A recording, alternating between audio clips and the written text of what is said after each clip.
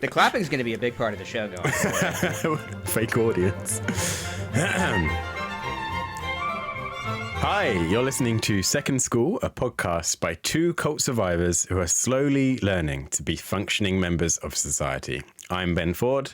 And I'm Jake. Hello, right? Jake. Fun. I don't know if I'm going to go by my middle name, my last name.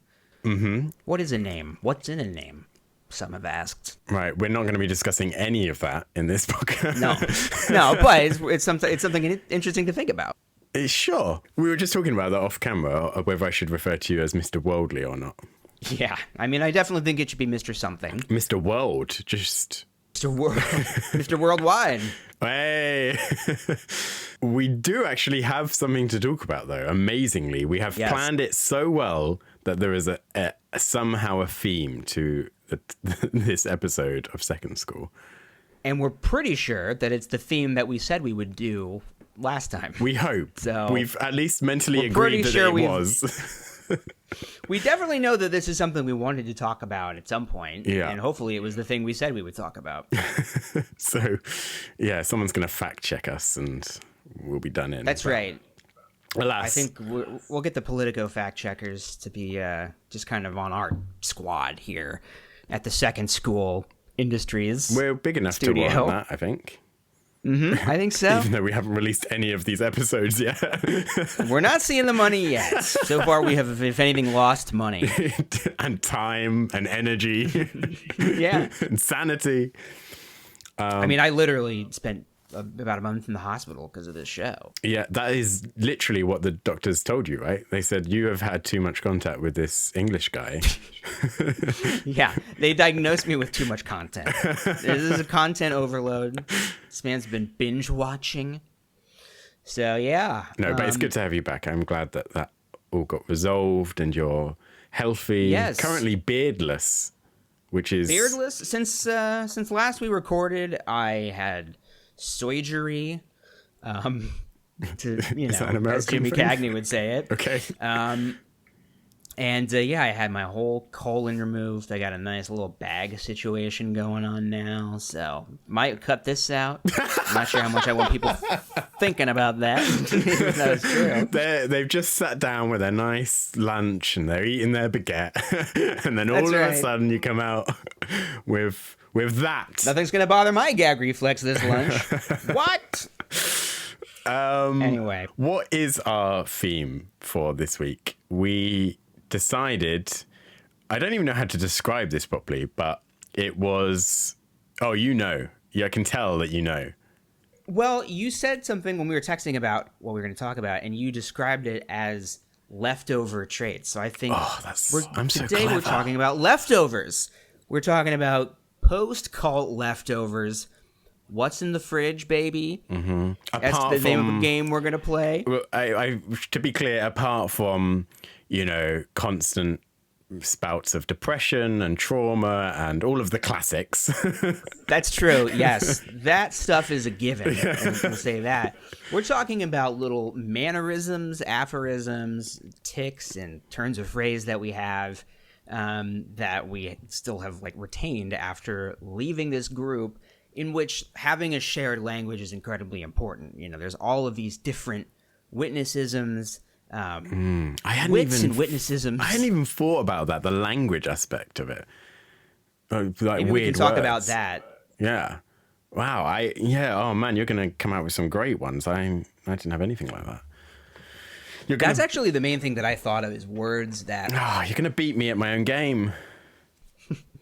I realize in hindsight, it's weird that I use them a lot because they're actually not a normal part of human speech. It's just something specific to the witness culture. So hopefully I can remember the things that I had thought of earlier. We'll see. There might be just long, awkward pauses that I have to edit out. Who wants? How are we judging this? Are we? Are we Is going it a contest? For? It's all. I'm not doing anything unless it's English. I'm not doing it unless Test. I can You win. had the first half perfectly. I need to win. Con. I agree. I think we should grade them. The other person should give it a score out of 5. I think. Out of 5. Yeah. Okay. Do we do half stars or just full stars? Ooh, full stars only. I agree. Yeah. I think half stars are cowardly. And we're not doing any of this nonsense where it's like we're giving loads of threes because we don't want to give a 0 or a 1. That's right. That's right. This is honest. This is an honest assessment of our personal opinion. Yeah. Of just our not even that. Just we're going to be testifying to our life experience. Yeah. And we're going to be basically grading judge that completely to see whether it's valid enough. If it's true. Oh, boy. Great. Yeah. Good. Who's This had is a good show. the most trauma? Trauma. Yeah. You said it like an American. Did I? Is that what? Yeah, you just said trauma, I guess you did say it a little weird. Yeah, just for the record, I went basically for my first ever clubbing experience last night, and so it's safe to say that I'm not on peak form right now. But I mean, you were killing all those baby seals. You promised. Yeah. Anyway, let's get down to it, shall we? But you were like club dancing. Yeah. So I had been out once before, like when I first got to uni, because you go a little bit, just try everything. But this was the first time. We like to explain complicated phrases on this show. Ben is from Germany or something, so he says uni instead of university or college. So we'll be explaining these terms as we go on. I'm not on peak performance level here to come back at you, but I didn't think I was either, but I'm ready it's to go. annoying. You've P-cast. You've really betrayed my trust. I thought we'd both be operating at a kind of mid-level, but it turns out I thought so too. Usually I just get real sleepy. whenever I speak. Oh, yeah, I actually haven't smoked anything. I haven't drank anything. It's just you're kind of the depressant that's going into my body. We schedule podcast recordings whenever you can't sleep. So you were in the middle of saying the word university, or you were done? Sorry, no. Everyone normal says uni. Just for the record, that is what everyone says, uni. I don't think that's true. Because you've got this weird thing where you decided it was college, but every other country in the entire planet doesn't view college as that. College is from the French university. Debatable. But anyway, we just in England we've got a lot to do. There's lots of things going on, and we have not got the time to be sacrificing. You've got like smog factories to work in. You have to polish the big. We're too busy buying insulin for a reasonable price, seeing doctors whenever we want for free, this kind of stuff, You saw the same tweet about insulin prices that I did earlier today. Yes. But it's true. It's insane. We're paying hundreds of dollars while the Brits are paying $6.75. Mm-hmm. Although our energy prices are about to just go through the roof, so you win some, you lose some. That's true. Hey, you know what? It has plenty of energy. Is the Second School podcast available on iTunes and Spotify? They know that if they're listening to this, they know that. What do you know? We have to remind them. Okay. We have to remind, please like us, subscribe to our YouTube channels, tell your friends, tell your Pimo friends about us, go on Reddit and say that you love us. What were you even talking about when I interrupted you with that stupid bit? I don't know. I was trying to. You had just gotten back from university? No, it was. I was talking about clubbing, I think. Clubbing! Yeah, because the first time I just got to uni and I went out clubbing, and then you were like, I'm going to pick up on the single word you said and we'll talk about it for 5 minutes. And as is my way. Yeah, so anyway, I went out clubbing yesterday and it was great. But that time, originally, I just went alone, which was really strange. And it turned out great, but I just went just by myself. But this time I went with friends, and it was just a totally different experience, and it was so much fun. It was great. That's good. You kind of dove right in after leaving Bethel and started doing a lot of like crazy single person adult things by yourself, and it would worry me. Well, yeah, I would be staying up in a little robe in an armchair that turns around. I'd be waiting to turn around the second you walk in the door and turn on the light and be like, where have you been all night? What, in your fantasy world where we live together? Yeah. or have you just broken in? Yeah, I'm in the other room. Okay.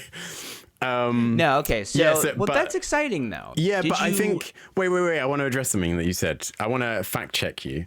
Okay. No, it's just... I saw someone tweet or on Reddit or something. They were saying about just going out and doing all this stuff now that they're out and going crazy and having a good time. And people were like, yeah, do it.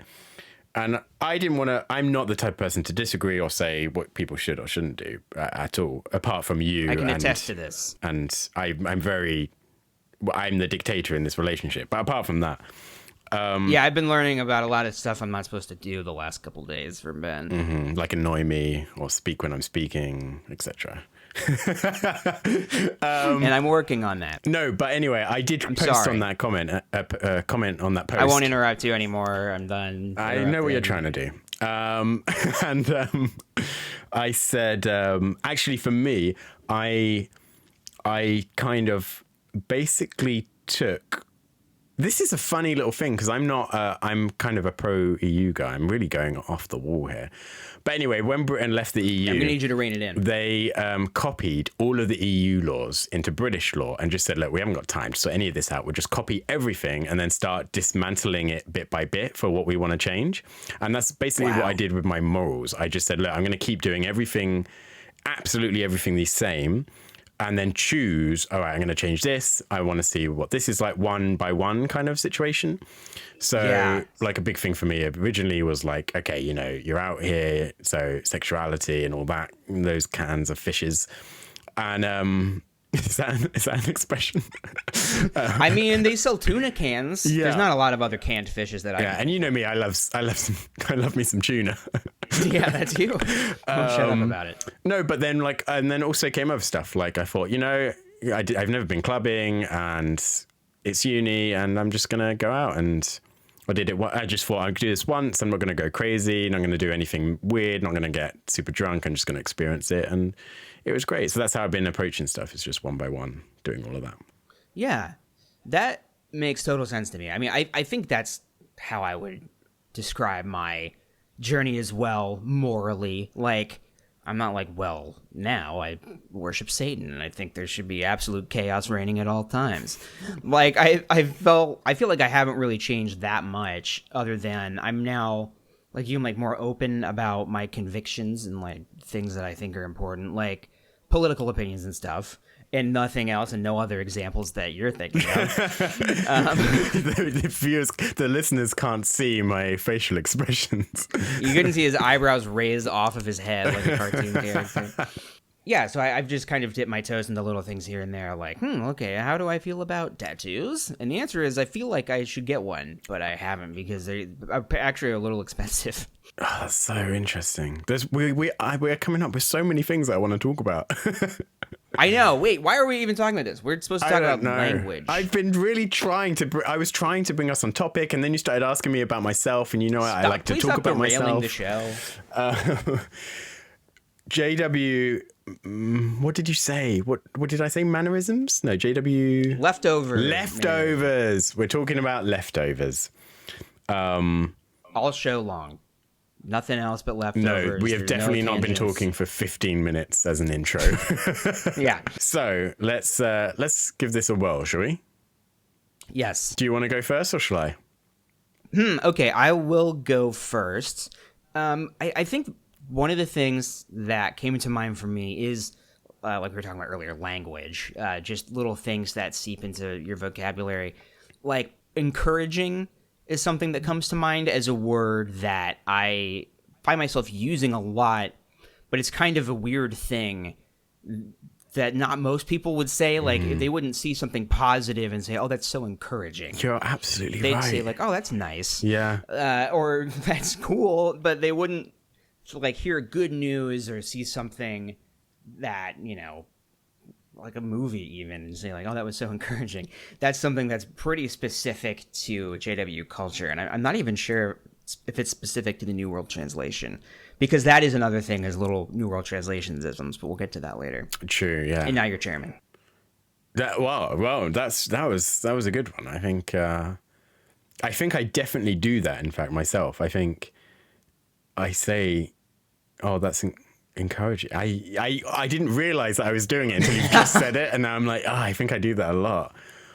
I think that's going to keep happening. I think you're going to say something. Yeah, because I hadn't even crap. considered the speech. Like, all of the speech nonsense is, it's so weird that you just talk funny, don't you, as a witness? There's these... You do. You just have a little language, just with different vocabulary. Theocratic language, as they say. So encouraging.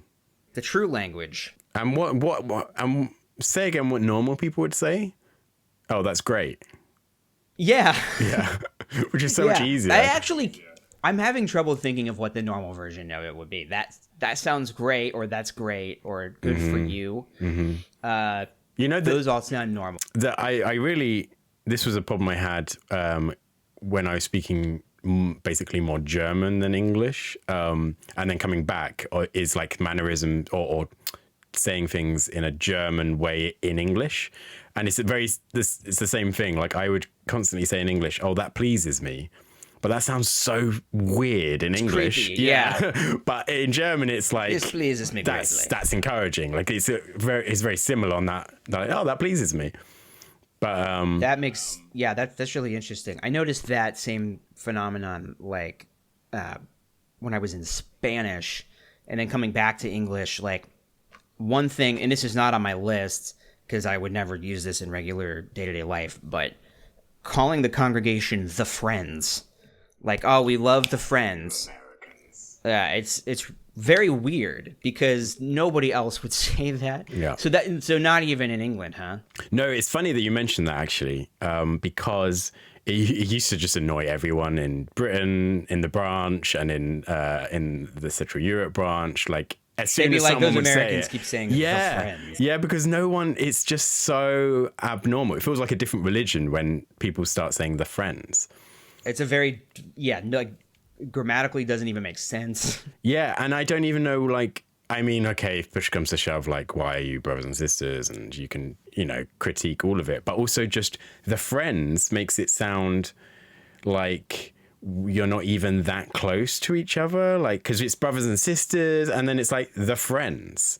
And also because of the way, obviously, it works for us non-Americans, is the only time we hear people really saying that is from, like, high-ranking, quote-unquote, Jehovah's Witnesses. So it makes it sound a little bit like Bethel you people down there, the Friends, not us. It seems a little bit like there's some distance there as well. Well, like, brother and sister is at least language that's in the Bible. Yeah, and sounds Christian-y and... Christians and so it sounds Christian-y, and, like, when I was in Spanish, that's what it was. It was, just hermanos. You would never say los amigos. So look at you getting the words out. I know, those are pretty big Spanish words. I'm so impressed. I'm proud of you, man. Thank you. Still got it. So... I once again took us on a tangent. Okay, now you have to rate it on a scale of 1 to 5 stars. Yes. Encouraging. Now I'm going to give this... Well, because it's the first speech one, I'm going to give it a 4 out of 5. Okay. And that's because you really caught me off guard. Like, oh my goodness, I do that, and you're absolutely right, and that is weird. Yeah. But I agree that it's too early in the discussion for a 5. Absolutely. Because then there's nowhere else to go. Absolutely. So, and also, it didn't make me think, like, oh my goodness, I have complete evidence that I'm definitely doing that, and it's weird. It's like, I feel like I do that, but I'm not 100% sure. I'm not doing it enough, clearly, that I would immediately recognize that. Yes. That's how I'm... The floor has been set. The floor is 4 stars currly. Yeah, and I have been a little bit nice, so, if you want to be a little bit nice and give me a 6, so that's also... Which is strange for this kind of show. We'll see how long this lasts. All right, it's my turn. You've been blabbering on with your nonsense. That was really a 2, and I gave a 4. I'm going to say... Ben, what do you got? This is actually the thing that I started doing and I texted you about, and then we kind of came up with this theme based on this initial thing. And it was... Okay, I think I remember it. So in case viewers aren't... I keep saying viewers, listeners. If they're not aware, we are now both no longer associating with Jehovah's Witnesses. So we're very much out of that world. And... once again, I think we failed to set up that very basic premise at the beginning of the show. Yeah. Well, what did we say? We did say we're 2 cult survivors, but we didn't said specify cult which survivors. cult or how long we've been out or we're no longer Jehovah's Witnesses. And as a Jehovah's Witness, especially like someone or people like us, Jake, who are kind of normal, we would watch and watch shows or movies that are actually kind of fine as a witness, but there's a potential there that someone's gonna freak out and be like, "Oh my goodness, you watch Captain America? Like he's throwing his America's in the name. Are you a patriot? A patriot? That's a good. You had it right until patriot. Crap.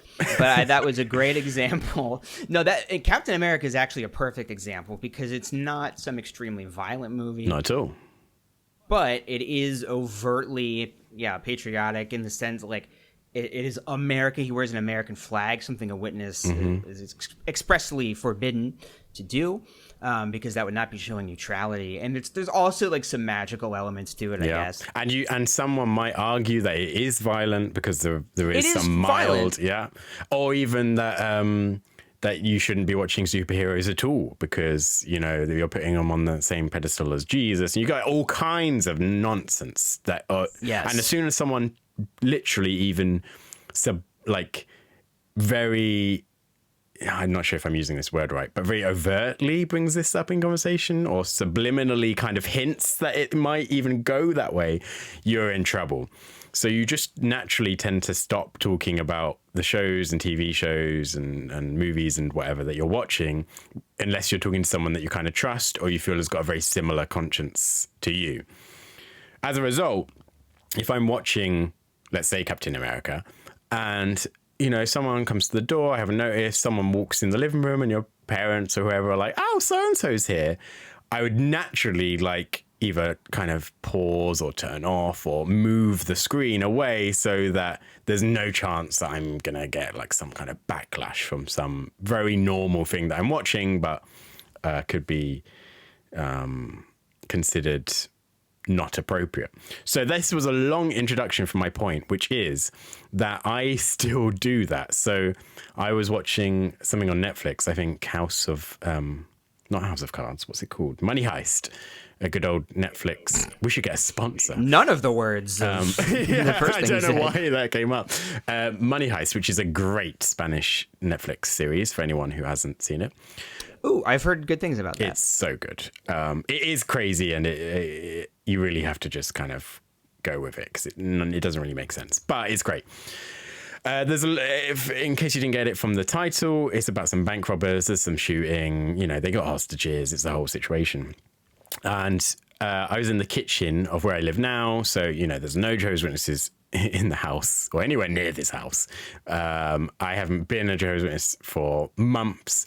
And nevertheless, I'm listening to it on loud in the kitchen. No one is in the room.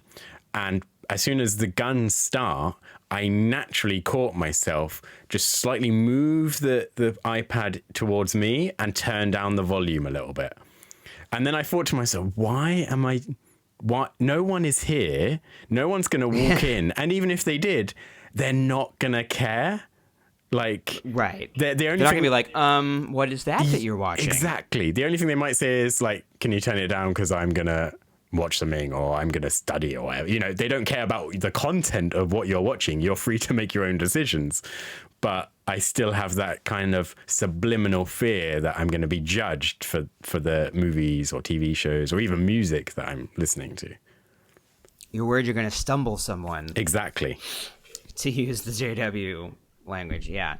It's so weird. It's just only because I caught myself doing it and I thought, why am I doing this? It's like, when it literally is just something that's left over in your brain that you're doing naturally, and it doesn't make any sense in the real world. Yeah, that's a really good one. I've experienced that in worrying about recommending shows and movies to people, because I've had that same experience. But I also I'll watch a rated R movie or something, or watch some mature TV show, and then people at work will be talking about what are you watching, and I'll be like, oh, I don't know if I should mention this show, and it's like, wait, they're not going to be worried like, oh, it's not demonic, is it? Yeah. There's not too much cursing, is there? You know, they're not going to worry about that kind of thing because they're adults. Yeah. Yeah. So that I definitely relate to what you're saying. Now, on a scale of 1 to 5. Wait. My question to you: do you have it when you're recommending? Do you have it whenever you're watching? I don't necessarily no, I don't have it when I'm watching stuff because me and my wife we don't have any difference of like conscience as far as what we're we'll tolerate watching, so I don't worry about that. But thank you for prompting me for something I mentioned off. I don't know if it was off mic, but it was before we started the show. That like I had to get out of the mentality of having like backup accounts, like a different Reddit account specifically for XJW stuff, or I still don't post XJW stuff on my Facebook, even though there's no real reason not to. I know I still have witness followers, and I'm like, oh, I don't want to stumble them. even though I know I shouldn't really care. But yeah, for some reason that is still a little bit of a fear for me. Did you ever have like shared video accounts with like family or friends, like Netflix or Disney Plus or any? No, I guess we did with maybe like my sister and her husband, but we wouldn't worry about like offending them. Okay. Yeah, I didn't have that, but I actively avoided it. Like in Bethel, occasionally on the internal, what's it called? Intranet. There would be a post on like an advertisement saying, you know, I'm going to get a Spotify family, or I'm going to get Netflix family. Does anyone want to do it? 'Cause you're all at the same address, nice and easy. And I would every time I see something like that, I'd think, what idiot is going to sign up to that? I don't want anyone in Bethel knowing what I'm listening to, or, you know, oh, your family listens to this. We think you'll like it. And they're like, who is listening to Kendrick Lamar? Yeah, but that's a recipe for disaster right there. Exactly. So, okay, I'm ready for your probably unfair rating. No, I am also going to give this 4 stars because I think that is an excellent observation that I definitely would see myself overlooking if you hadn't brought it up. But I think that the best is yet to come. So I'm not going to give it the full 5. Why is my brain twitching? Is that a thing that witnesses say? Or like a song or something? The best is yet to come. My brain has been triggered, but I don't know why. There was that I don't remember who it was. If it was like Marjorie Taylor Greene or something, but it was like one of at like the Republican National Convention. There was no, but it was like a really viral clip of this like Trump lady. Oh, you're absolutely right. That's what it's from. Is he yet to come? That's exactly what it's from. I'm like, I know this is it. Yeah, you're. I'm glad you're on my wavelength. And my brain was just going like, you've heard this a lot before, and I just naturally presume that it's a witness thing. Yeah, I do think of that all of the time. Anyway, if I'm going to be rebranding JW Broadcasting, I'm going to say JW Broadcasting. The best is yet. Oh no, that also doesn't. No, I'm not good at this. Is why I was not allowed near a camera or anything. Yeah, okay. So the thing that my next thing is something that you can attest to, which this is me needing validation constantly. It's no comment. And I feel free to comment. I'm trying to think if validation is the right word. I think there's more to it. Reassurance maybe seems right. Yeah, that seems like a good term. Because it's like when you're a witness, it's not like most forms of Christianity where like Christ died for once and for all and once saved, always saved and all that. It's like, first of all, Jesus is not super in the picture, but you're talking about Jehovah. But it's like you are constantly working to be in Jehovah's favor. Yeah. And you can fall out of Jehovah's favor. And like that relationship is something that's very easy to lose. You can very quickly like grow distant. And so you need that constant like validation, like kind of praying for validation and stuff. Mm-hmm. And especially too, like for young men in the organization, Yeah, I was going to say. you like getting privileges, quote unquote, like that's this form of like reassurance that like, okay, You're on the right path. You're progressing in the congregation. And so I think that mentality has, because I was just trying to place why I've been so annoying with this. And I'm like, I think it probably goes back to that witness mentality of needing to, like, how easy it is to lose God's favor and how, you know, if you make one little mistake, you have to like beg for forgiveness. I think that's all part of it. That's a really interesting observation. I hadn't even thought about that. I guess. Oh, you've stumped me a little bit here. Oh, okay. I'm considering right now if I am the same. And I think I am. You don't seem that way to me, not, at least so far. See, yeah, okay, I've had enough time to think. I think what I would do, I didn't actively do this, but it just happened, is I would look for some kind of mentor, and then I would basically only listen to their validation or reassurance. So a mentor. Okay. Yeah, so like there's a particular elder or two in my congregation, for most of the congregations that I was in, or all of them really. And then there was definitely one major player, Bethel, that I was constantly looking to for, you know, that kind of thing. And I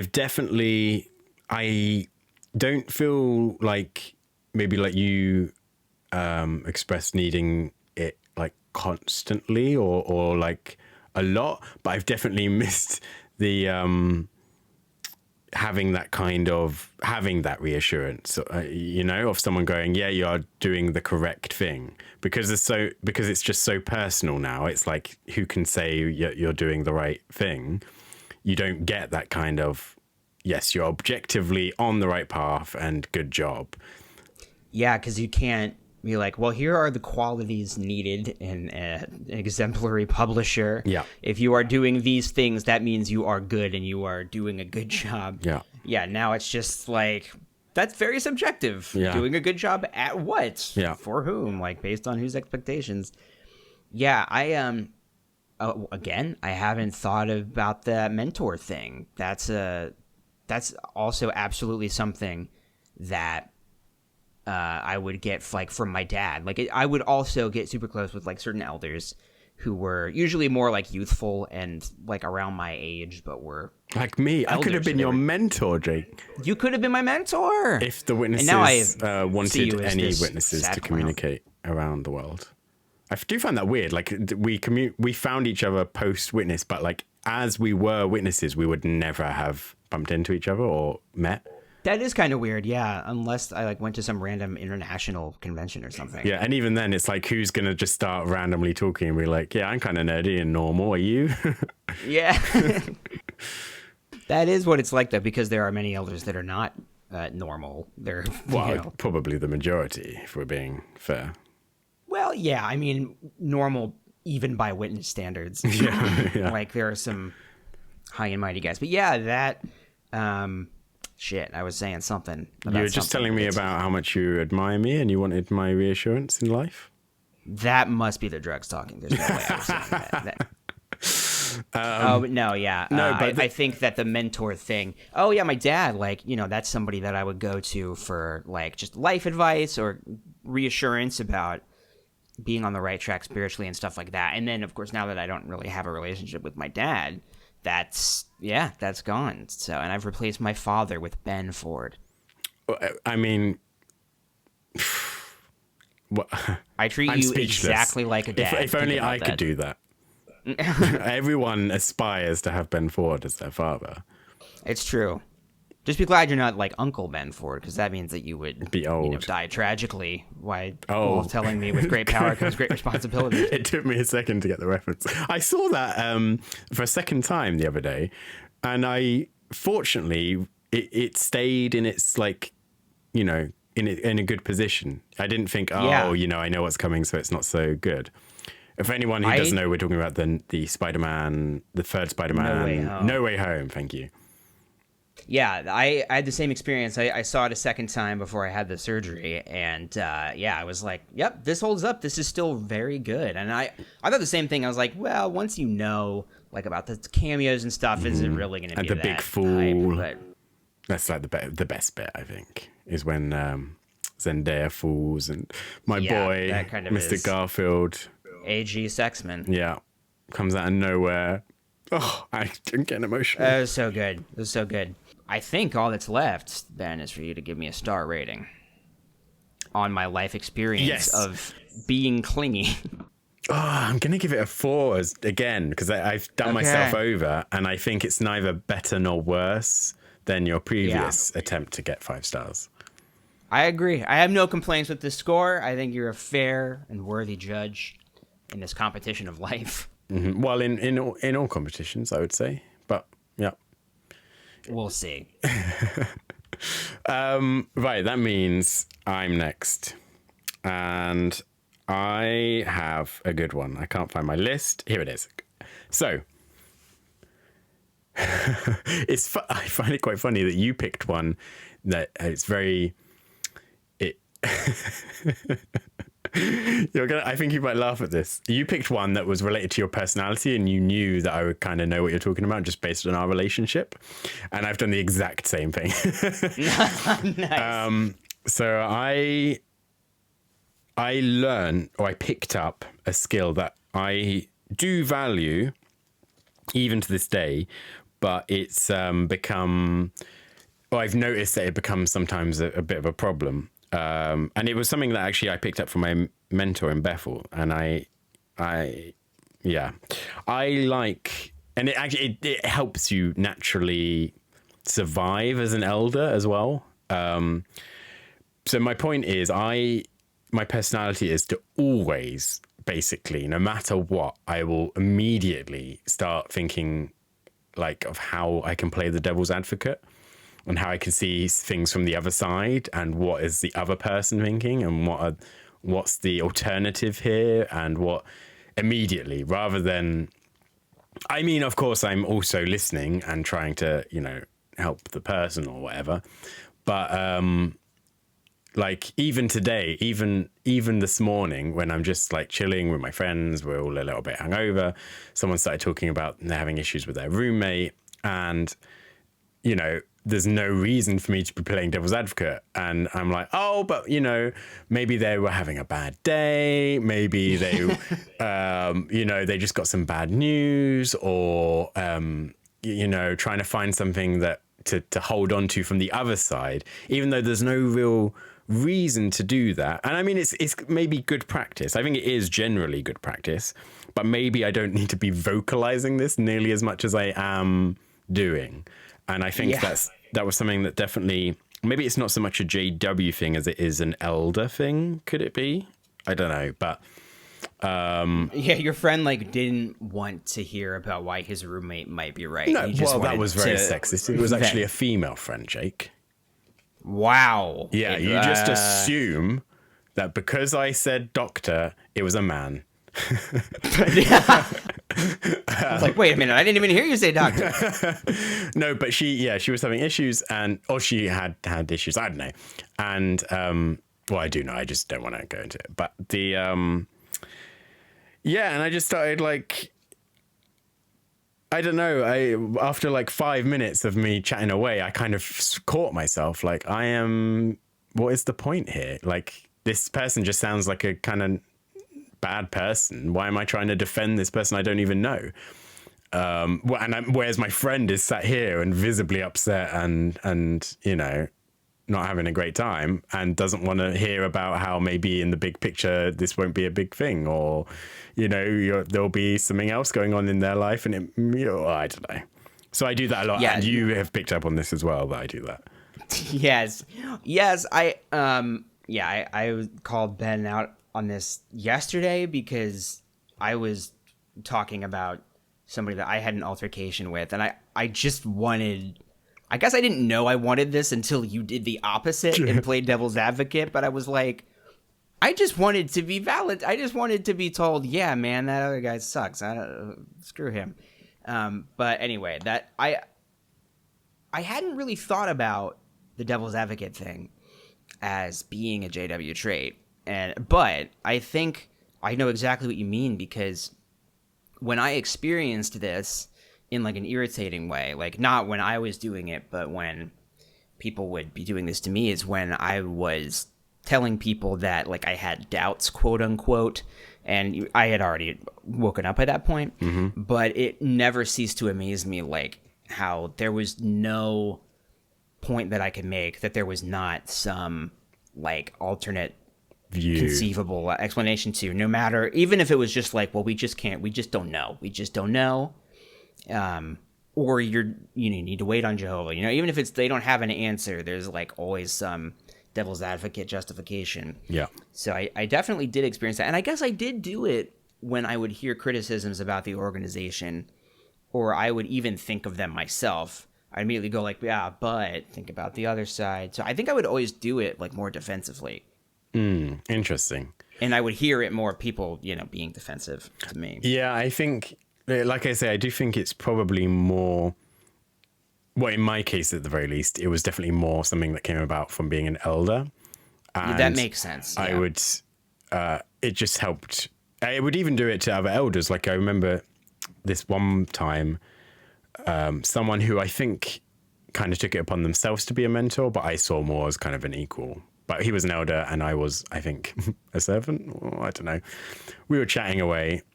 No, I must have been an elder, because we were chatting about one of the publishers in our group, and they hadn't been going out in service or whatever. And he was like, okay, this has gotten like out of hand. I'm just going to talk to them and we're going to see what's going on, and they need to be coming out more and blah, blah, blah. And I was like, whoa. You have no idea what's going on in their life. Like, just because someone's randomly stopped doesn't mean that they immediately need us to come around and be like, you need to go out more. Like, what if we go there, say that, and then they just break down because we've said something stupid? And he was like, oh yeah, okay, good, yeah, okay. And like, so I was like, even it didn't bother me who it was, but I would just naturally learn to think, okay, how could this conceivably go, or what is the alternative universe here where the person I'm talking to is in the wrong, or what? I want to see all of the viewpoints, and also not even just to like criticize or be right, but also just to help the other person so that they can see things from all. And if they then go, oh no, this, I do know a little bit about the situation, I think we should still do this, that's fine by me. It's more of a, like you say, maybe a defensive, or I found it to help me, like almost like a self-reassurance, is that I've definitely considered everything here, and it definitely stopped me getting into lots of trouble, and I think others as well, not whenever, but often when I did it. No, and now that I think about it, that is something that's stressed to you as a witness, is to overlook your brother's transgressions and to make peace, and to not hold on to grudges and stuff. And so all the articles that are written about this subject and video demonstrations that are done are usually all about, I hadn't considered her perspective and how, she is working 2 jobs to try and, and pioneering and all that stuff. So that is definitely a big part of witness culture. And it's, like you said, it's not a bad thing. It's always good to examine, all the different perspectives that you can. But it can also be used as like a defense mechanism or something, or to, I think like anything, there's an unhealthy version of it. Exactly. I think that's why I added it to the list, because it was something that I noticed that came about from my JW experience, because I don't think it would have happened otherwise, and was something that I wasn't consciously doing now. It's just something that I learned and is left over. But you're right, there's lots of videos on this, like when the family come in, or the single parent, and someone gets annoyed that they've come in late but hasn't considered it, or even like a publisher getting mad at the elders. Then the elders are like, well, you don't have all the facts. You have to consider that we do. There's a lot of, just letting things go because you have to consider it from another viewpoint. So, yeah, I added it to the list. Okay, that's a really good one. And I'm gonna go. There's a correct answer here. I think so too. I think I'm gonna give this one 5 stars because Excellent. I legitimately had never thought about that as even being a witness thing that you regularly do. And then by the end of our conversation with that, I'm like, no, this is something that I heard all the time, and I just am now processing it. So you have enlightened me, sir. I feel like my brain got bigger. It's recovering from all these high-level ideas. And Galaxy Brain Take, 5 out of 5 stars. Wow. Do I do a speech now, or do we save that to the end? Or Speech now or forever hold your speech. Well, I would like to thank... I don't even know who to thank because no one talks to me anymore. I'll thank myself. And my never go wrong my with that. friend Jake and... Oh my God, I have a friend, Jake. Really? Yeah. That's fascinating. I only ever see him like in the bathroom and stuff. I don't want to know what. Moving on. I was going for a mirror joke. Yeah, I know, but I took it to the next level. Yeah. There are other reads on that. Okay. Yeah, so your turn. Let's see if you can if you can expand my mind. Oh, almost definitely not. I actually am struggling to think of one, to be honest. I know I had You're another out already. one. No, I had another one, and it's just it escaped my foggy brain. You know what the issue is I'm wondering if it's too broad to be considered like a leftover trait. Okay. But I guess I'm going to say black and white thinking. I think that is something that I am quick to, like, my initial response is always that is good or that is bad. And it's pretty, like, I have to work myself into the nuanced position, like, because my initial reaction is always like a judgment call. And even though as a witness you do not think that you are judgmental and you are told not to be judgmental, an essential part of being a witness is being constantly judgmental of other people's behavior, because that would determine whether or not they're good association for you or whether or not it's your responsibility to tell them how they need to improve or something. So it's something that I definitely wouldn't have thought that I would have an issue with. And I don't think of myself as having an issue with it until something happens that causes me to, like, do some self-reflection. Then I'm like, oh man, I did another, like, snap black and white judgment. Not that nothing is black or white, but yeah. Yeah, no, I think I think you're right. I think personally the devil's advocate side often overtakes that for me, because even though I might think something's right or wrong, my brain will go, oh, but maybe they don't see it like that, and so that's okay. Yeah. But I definitely do agree that is a thing that we deal with. I'm trying to think. I'm not sure if this really fits the bill, so feel free to cut all of this out. But like, I'm sure I will not. So it's kind of a long story as well, but long story short, there's obviously lots of societies at university and Thank you. that you can join, basically little clubs. And Flat Earth Society, stuff like that. Yeah, so I'm currently like just kind of helping out and looking at effective altruism. It's a whole subject, and it's basically like how to, or like very clinically thinking about doing good. So like maybe I'm personally thinking about doing good, giving to this certain charity or whatever, and that's great. But maybe if I just looked at my decision, that money would be much better in a cause area that I'm not so attached to, but would be better spent and could save a life much cheaper than the thing I'm thinking of.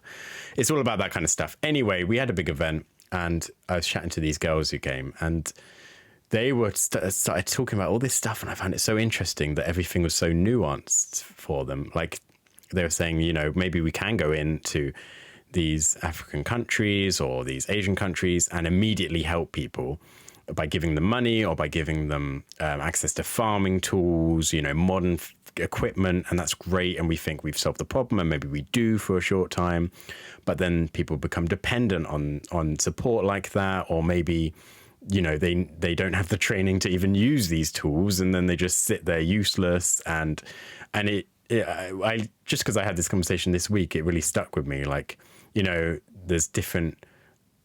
there is definitely like nuance even to just doing good, like, because objectively having access to those tools is a good thing that they didn't have before. But if they haven't got the training, or if they need, you know, petrol to be running these tools, they're now dependent on your support, which long term, if you're not around forever, is not a good thing. So it was really interesting because, like you say, up until this point, something has either basically been good, going on ministry, pioneering, going to Bethel, or not good, not doing those things, staying at home, getting fat, watching TV. So it's definitely really interesting now having this nuance of both good and bad, or even not neither of these things, just being something that's personal or a little bit of both. Yes, I know, but that was a good example of like that makes realizing. Sense. Yeah, that made sense to me. This was all still my example of black and white thinking, though, correct? So correct. It is now your turn to grade and move on. And I also think there's a correct answer to this, but it's not the grade that I get. I will give it a 2.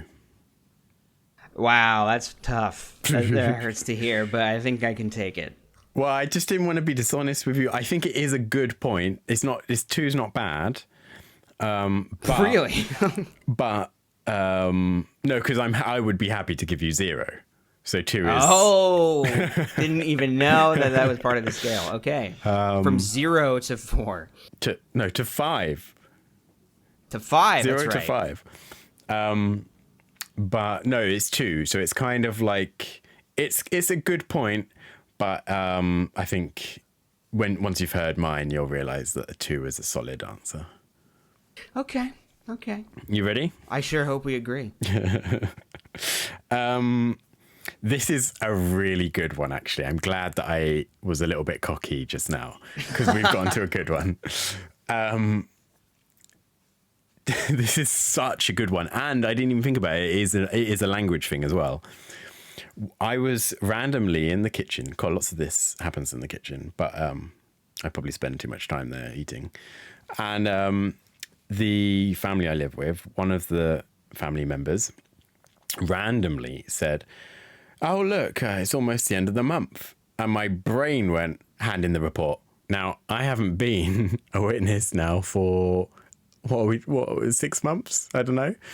I have not handed in a report for 6 months, but just hearing the phrase "end of the month" or "it's the end of the month, we're near the end of the month" makes my brain go, "Report? Did I do the report?" Which is like just a weird, because I was one of those people that would just never hand it in on time. I would need constant reminders. So whenever I heard, and just a reminder that it's near the end of the month, please make sure to turn in your reports, that my brain would like really clock it, like, yes, remember, and I wouldn't. But just hearing it again, that phrase, that, you know, it's just a weird phrase that someone said, just made me think, oh, report. And then a second later, like, sorry, what did you just think? But it was like a weird, like, that must still be some weird leftover connection up there that's still ready to fire whenever I hear that, you know, those electrons and whatever, you know, I'm not a scientist. Whenever you hear the electrons, yes. Yeah, right. You know, you hear the electrons, you see the H2O, and then off you go in your chambers and chemicals. The Chamber of Secrets. Cauldrons and goblets of fire. Okay. You look underwhelmed. I can honestly say I've never experienced this. Oh. But yeah, What it made me start thinking of is like a completely different point. Yes, because I can't relate to this. But no, it reminded me of the like kind of dreams I have now, which are like little JW nightmares. Oh no, don't even. I haven't. Yeah, I mean that's an entirely different podcast. 100%. But, I get the stress dream thing that I used to get with like, oh no, you signed up for this class at the beginning of the semester and then you haven't showed up the entire time and there's a test today, like that kind of stress dream that I would get with like school things, but now I just get it with witness things. And then I wake up and I'm like, oh, thank God I'm not in school. Or, oh my God, thank God I'm not a witness. But it's always weird because it will involve people who like were in my old congregation or are my current family, who then I wake up and I'm like, oh yeah, they're not talking to me. So there's like kind of that added layer of it too. And that's what that made me think of, because I was always terrible about turning in my time. So when I would hear it's the end of the month, turning your time, I'd think, yeah, I got another week. Yeah, exactly. So that's my personal issue there. But I think that sort of little mini stress of needing to turn in your time or get in your hours or whatever, yeah, that's definitely very relatable. Did you ever pioneer? I did. Okay. How long were you pioneering? Just 1 year. Which is, just in case anyone is still listening at this point, and even less likely someone that is listening that has never been a Jehovah's Witness, pioneering is where you theoretically have chosen yourself, but more than likely have been peer pressured into deciding to go door to door or go in the public ministry, basically going out somehow and telling others that they should become a Jehovah's Witness, going on the ministry, we would say, and doing that. Every baptized witness should be doing that. But as a pioneer, you're saying, I'm going to do that for a certain amount of hours a month. So that's either 50 hours a month or 70 hours a month, or maybe you're a special pioneer and then we go into crazy world. But yeah, so that's what Jake and I did. But I just think, especially when you were a pioneer, that, I don't know, I'd get hassled more about my report for whatever reason.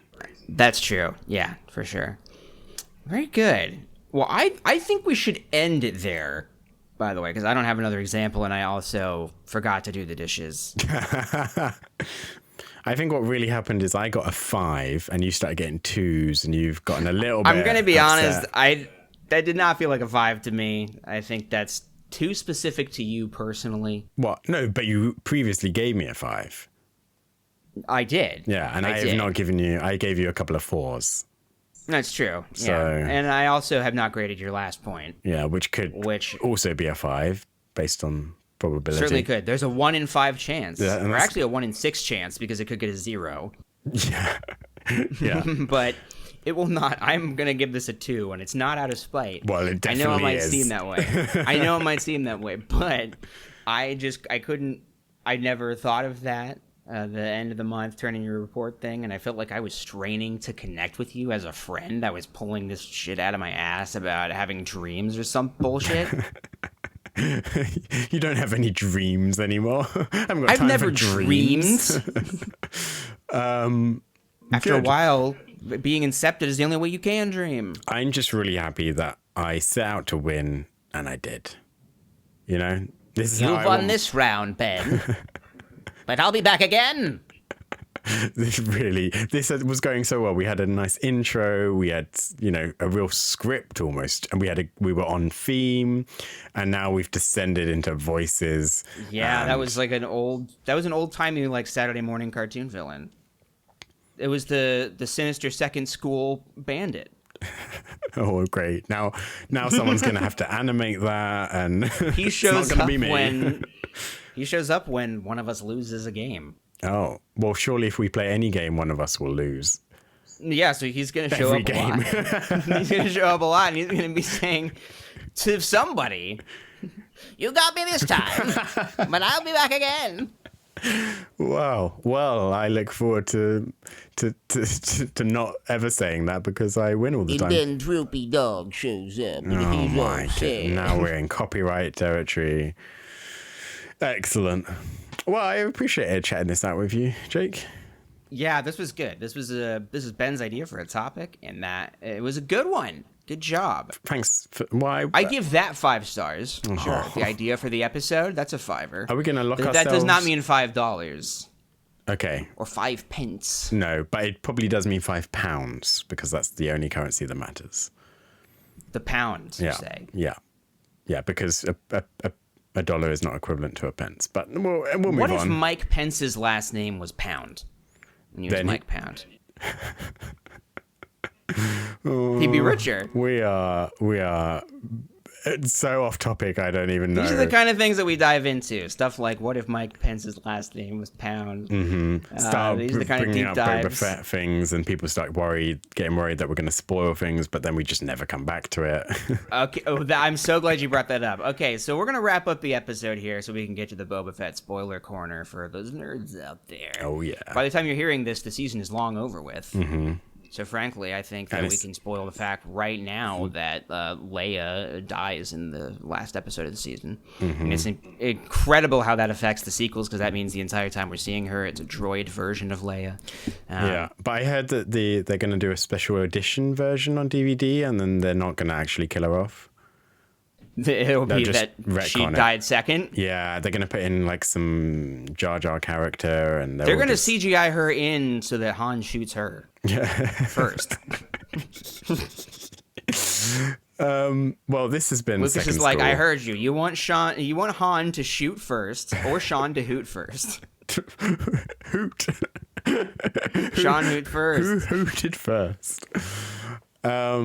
Sean hot first. All right, we need to shut this down. This is too much. Okay, this has been Second School. It's a show about 2 guys just living the dream and having competitions, and in the end, nobody wins really. Well, nobody really wins. It's just a fun game between 2 friends, and the point is that everyone had fun. Mm-hmm, and that the bright person won.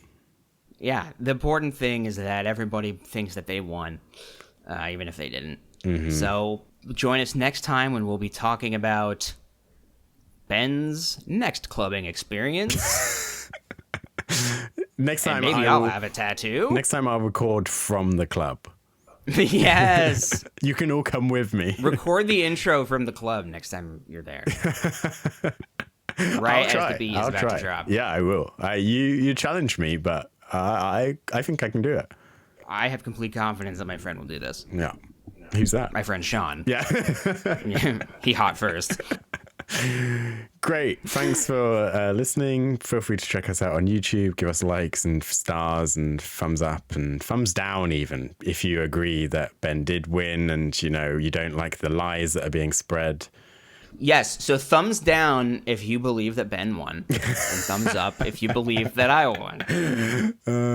And we'll catch you in the next disaster. Join us next time for Who Wins the Game? I'm just going to stop recording so you don't have anything to work with. No, we got to talk about Boba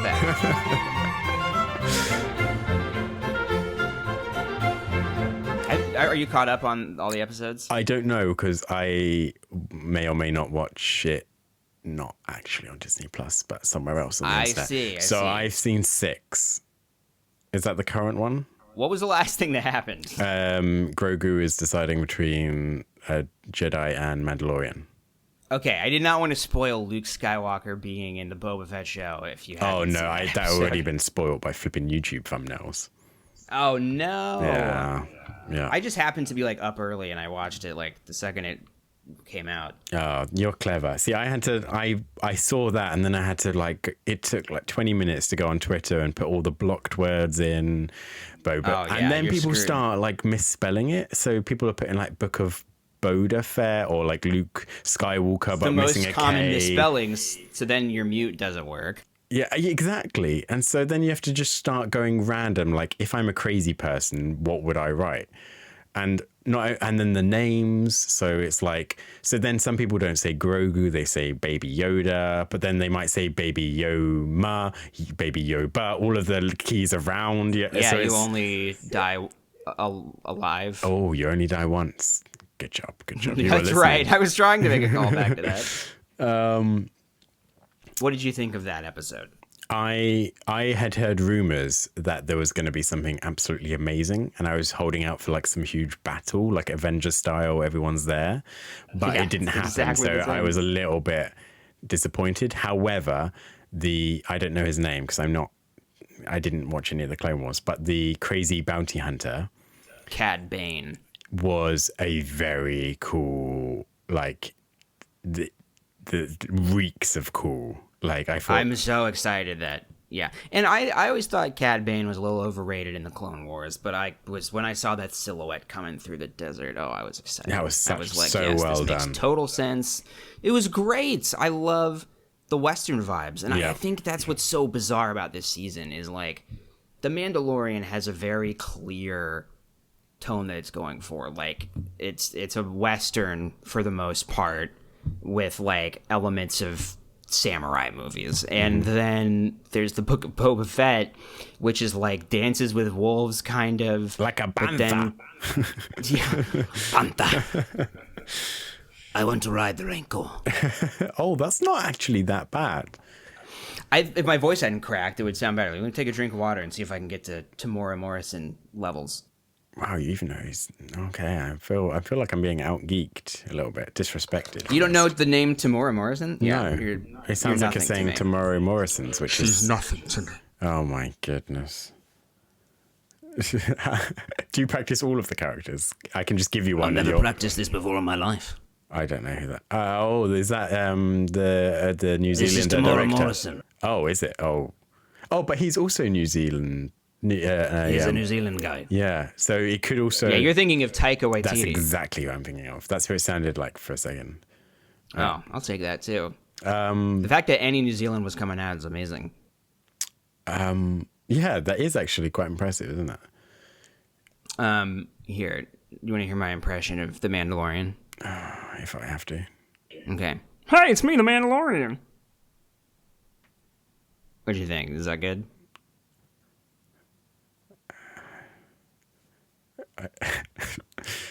What is it? Is this like a black and white thing? Do you want me to just support you? I don't know. I just like to do that sometimes. Just hype up a good impression and then just do the worst impression. I think going back to at least something that's vaguely, not weird and your weirdness, weird, is I thought they did really quite well with how that guy looked. I don't know. The CGI Luke or Cad Bane. Cad Bane. I agree. It seemed to me, based on no knowledge whatsoever, that it was a mix of CGI and prosthetics. Thank you. I thought so too. I think it's mostly prosthetics. I think whatever they did with like Unkar Plutt in The Force Awakens, where it was like a dude in a costume with a rubber mask, but then they kind of animated his mouth moving and stuff in post. And that's what it kind of seemed like they did with Cad Bane. But even the mouth movement seemed like... Yeah, I think the mouth, at least, it might have been helped with CGI, but the fact maybe. that I think the eyes are obviously, at the very least, enhanced with CGI. But the fact that it was so clear and it genuinely looked like something that could exist, and it didn't throw me out with too much CGI, and it didn't look weird to, like it's just some guy in a mask. It looked really good. And for a TV budget, that's very impressive. I tell you what, the stuff they're doing with practical effects is incredible in these shows. And like, I know people don't like Rise of Skywalker, but that movie had, I think, the most practical effects for its budget ever. It's, if you watch the behind the scenes stuff, I think they really are making a point to really further practical effects in the way that they did with CGI in the prequels. It seems to me. Yeah. I think didn't they just fire all of the writers and just put all of that budget into practical effects? Yeah, that's what it seems like this season. Every episode has said written by Jon Favreau, and I'm like, okay, Jon Favreau. I don't think you're the strongest writer on your show. There was something else that was really I wanted to. What have you thought of the non? Oh, I know why. The non-Mandalorian episode. The episode's actually starring Boba Fett. Meh. I started a little meh, But then I was kind of starting to really enjoy it, and then it just cut to being 2 episodes of The Mandalorian. Yeah, and then it's like... And so now I'm assuming the finale will back. have... I think it'll have Boba Fett in it, but now I'm just kind of like, oh yeah, I now remember that The Mandalorian is a much better show than this. 1,000 times. I hope Boba Fett pushes the wrong button and his rancor eats him. That's what I hope. That would be incredible if they like hyped up this big return of Boba Fett and then just killed him in a really embarrassing way in the finale. Or he falls just back into the Sarlacc pit. Oh no, he's dead. The Sarlacc's dead, but a different one. No, like just like a baby Sarlacc. I do need to say that the most joy I've had from this season and even possibly from The Mandalorian was the fact that he is now driving a Naboo N1 Starfighter. Oh my god, I'm it's so happy about that. I can't it's even. So good. That's always been my favorite. I used to like fantasize on the way to school that in the future you would just have almost like Pokemon, like starfighters flying around you, and whenever you saw someone you didn't like instead of actually fighting, your starfighters would battle. And I always just envisioned this Naboo N1 starfighter like flying around me as like my kind of Pokemon style pet. And wow, you were insane. Yeah, I had it was a long way to school. So just seeing that and for a second I was like, oh no, I like them yellow, but then I'm totally on board with it looking kind of cool. Yeah, it totally works. I can't even. And then seeing that next to X-Wings, and it was like, oh, you're marrying this all up. So now I feel super okay with the X-Wings because I love the Naboo Starfighter. Even just saying the word Naboo is, I love it. I know. I love it. I love that we're seeing that stuff. Now, okay, this is something that did confuse me a little bit, is that, so in the prequels, like when Obi-Wan takes his A-Wing, like the Jedi Starfighter. Sorry, so that it's not an A-Wing. Maybe it's not an A-Wing, but it's the Jedi Starfighter. It's the triangle ship. You're right, it's not an A-Wing. No. But... what one are you talking about? The one where... Because he changes, doesn't it? Doesn't he, like, in the third... The one he has in episode 2 and 3. No. He has the same ship in episode 2 and 3. He does not. Oh, no, you're right. He has something that looks more like a TIE fighter in 3. Exactly. Yeah, in 2, it's like the cool one that... It's the, prequel. like, triangle... Yeah. Yes. Okay. So that thing, when he's flying that around, he has, like, a hyperdrive... circle thing that he docks into. Yeah, like a docking bay around it. And so I always assumed that, like, a Naboo Starfighter would need the same thing in order to jump to light speed. But the Mandalorian doesn't have that. No. He just was jumping to light speed to wherever Luke was. However, we know for a fact that ship has been custom modded. And so if technology has moved on so much, you can easily imagine that you just build that into that ship now and just put it in. It does, yes. And that makes sense because in the sequels, the X-Wings all have hyperdrives. Like, they're able to, like, light speed out of the Starkiller base fight. Obviously, we know Poe, light speed skips. That's with the Millennium Falcon. That's not an X-Wing. Never mind. But yeah, but you're right. But they definitely all are able to use light speed. And also, don't we see? I think we see, like, at the very least, the Naboo ship that they escape Naboo on, that goes to hyperspace, doesn't it? I mean, it's because no, it doesn't. Oh no, of course not, because it runs out of gas, and then they need to follow up at Tatooine. You're right. So do we just not see anything like that until episode 2? Sequel? Until episode... No, because then they need the circle. Oh, where just an individual ship is able to do that. Yeah, nothing smaller than the Millennium Falcon. Like, we never like had any sense that like a TIE fighter could warp. But they have hyperdrives in The Rise of Skywalker. That's what I was thinking of. When they do the light speed skipping sequence, they're being chased by TIE fighters that are also outfitted with hyperdrives. So even that small of a ship by Rise of Skywalker time. Now, that's probably another 20 years away from where we're at in The Mandalorian. Or Boba Fett, Jesus. Yeah. But also, it could well be that technology maybe did exist, and that type of specific Jedi Starfighter, that's what it's called, huh? Jedi Starfighter, from episode 2, was just so lightweight that they, just built it differently. That ship will really irritate you if you pay attention to it, because R2's placement doesn't actually make any sense. Like, you could not fit an R2 unit in the wing, but his head still sticks out. So, like, it's literally just R2's head, but his body should be sticking out of the bottom of it. But they just were like, well, the design looks way cooler like this, so we're just going to cheat. And I respect it. I didn't think, yeah, but maybe they just like unscrew him and put him in two. That was always my headcanon as a kid, but I watched a behind-the-scenes thing, and the artists were just like, yeah, this doesn't really make sense, but don't worry about it. No, we'll go with the headcanon. I was about to say, I got headcanon for everything. There's no plot. Are you going to get the new... Oh, no, you don't have a proper gaming console. But the new... Not yet. Do you? Yeah, I got Series X. Oh, I don't know if I knew that. Yeah, I was always a PlayStation fanboy, but it was much easier to get Series X, and Game Pass is like the best thing ever, and very, very cheap for what it is. So I'm very Game happy Pass with is that. fantastic. But anyway, I was going to. There's the new Skywalker Saga Lego games. Oh, I'm so excited for that. And in that, the droids, don't think R2, but definitely C-3PO can literally split into two, and that's You're right. And so I'm thinking... We see C-3PO get blown up a lot. He loses his limbs and stuff. Mm-hmm. No, I mean, like you can literally, like, as a gameplay mechanic... But yeah, he can, like, in the game, he, like, separates his top half. Exactly. And so that's been developed with LucasArts. So maybe they were like, look... We were thinking before that he unscrewed R2-D2's bottom half, put him in the Jedi Starfighter for traveling, and they were like, we're going to turn this into a nice little mechanic. I think you're right. I think that makes total sense. Because that's headcanon from now on. Yeah, because they have got everything under control. There's no way that they just come out with nonsense like, no, you don't need to die in space, you can force back and everything will be fine. Somehow Palpatine returns. Oh, don't even... I'm glad that you're on board, though, because normally you'd be attacking me for being anti-sequel.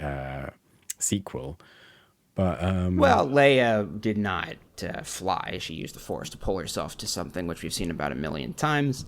So there's nothing. Yeah, and it's not. There. Yeah, and we see people in space who like just survive and don't instantly freeze to death. Or she was freezing. She's like covered in ice when we see her. Yeah. So yeah, that's a slow process, isn't it? You don't just instantly die in space like she was within the atmosphere of the ship. She's within the atmosphere of the ship. There's a whole. So what you're saying is when happening. they're attacking, when the Trade Federation are attacking the Naboo starfighters and all the droids are going, they think, oh no, we're not gonna. No, I'll go up. I'll go fix it. No problem. We've got the atmosphere of the ship. We don't need these. Those are tiny. We see the shield and how thin it is around the ship on the Naboo starfighters when Anakin fires it up in the Trade Federation ship at the end of the movie. But we also see not on that one. Jedi, the silver one. I'm saying when the I see what you're saying, but the same thing when their shields fire up, it's just a silhouette around the ship. But the Resistance ship in Episode 8 has like this gigantic sphere of a shield around it, and you see it specifically because they have to keep the shields out of range of the Imperial Star Destroyer chasing them. So it's a different kind of shield. They show things exploding on the shield behind Leia. This is all understood in the movie. The important thing is it's cool that she gets to use the Force.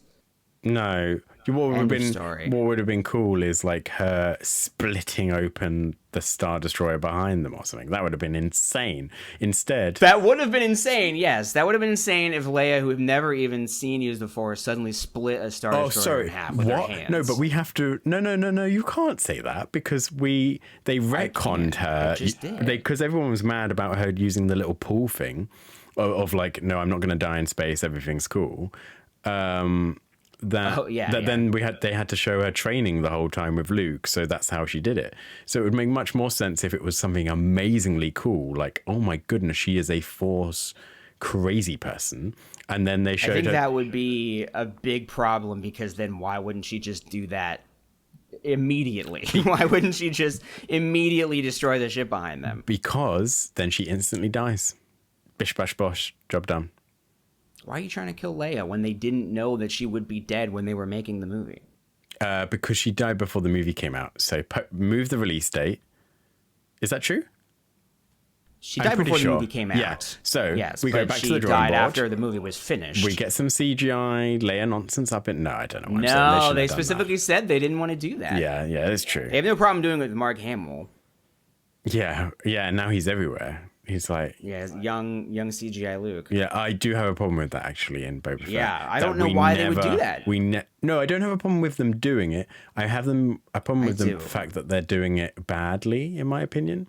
In that I thought it looked good in this last episode. it looks great. The problem is they're only showing you the bits that are really easy to do, which are look at my face when it's not moving.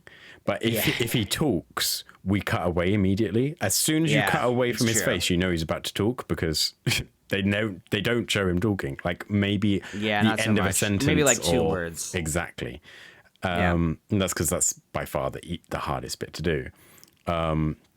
So that does frustrate me, especially when you've already got a cool Jedi on the planet who's probably like much more had lots more training than Luke and is much more experienced than Luke, who just decided, no, I don't want to train because of like personal issues. So, well, I had a big problem. I have a bit of a problem with Ahsoka. Her whole thing is that she left the Jedi Order and that she did not want to be a part of it because she like disagreed with the Jedi Order. She makes it a point to say, I'm no Jedi in her scene in Rebels fighting Darth Vader. But she is still like going to meetings, to this rule about she's still going to meetings. She's still adhering to like the Jedi cannot have attachment and that kind of thing, which is like, why would you care about that if you are not like, if you're not a Jedi and you left the Order because of fundamental differences? Do you know why? Why? Leftovers. You're right. And that's it. We did it. We have to end it there. That's perfect. Well, and that last episode used the word apostate. Yeah, that was weird. Yeah, they called the Mandalorian apostate because he took off his helmet. And I was a little bit annoyed because I thought, no, it involves a lot more than that. But okay. Yeah. Like, hey, wait a minute. We put in some real work here. You know, when we don't want you in the club. Where's his YouTube channel? That would be great. If he's like, I was kicked out because I took my helmet off and that really started to get me to ask some questions about whether or not this was really the way. And, So I booked a trip think that's going to be good. to Thailand.